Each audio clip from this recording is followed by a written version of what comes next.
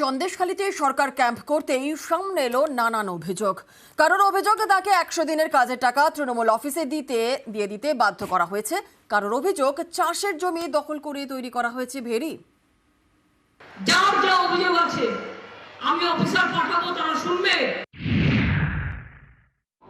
Grabbing land related issues from tomorrow onwards, they will be visiting places, there will be camps. We can give this complaint to police also. Sheikh Shahjahan সন্দেশখালীর বেতাজ বাদশাহ, তার দুই সঙ্গী শিবু হাজরা এবং উত্তম সর্দার।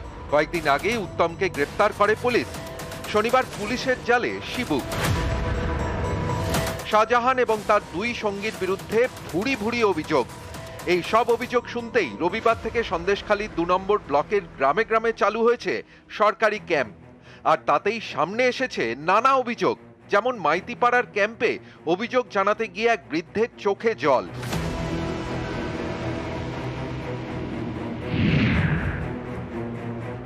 যে টাকা আপনি পেয়েছেন সেই টাকা গিয়ে পার্টি অফিসে দিয়ে আসতে হয়েছে। হ্যাঁ। কত টাকা দিয়েছেন? 20,000 টাকা পড়েছিল আপনার অ্যাকাউন্টে। হ্যাঁ, অ্যাকাউন্টে বললে কি হবে? ব্যাংকের থেকে যখন অ্যাকাউন্ট থেকে টাকা তুলে আনি, এনে আবার শিবু হাজার কাছে দিয়ে আসতে হবে পুরো টাকাটা। হ্যাঁ, তাহলে তো মারবে। আর মেরেছে কত লোককে? আপনাকে মেরেছে? সেই ভয়ে দিয়ে আসতেন? হ্যাঁ।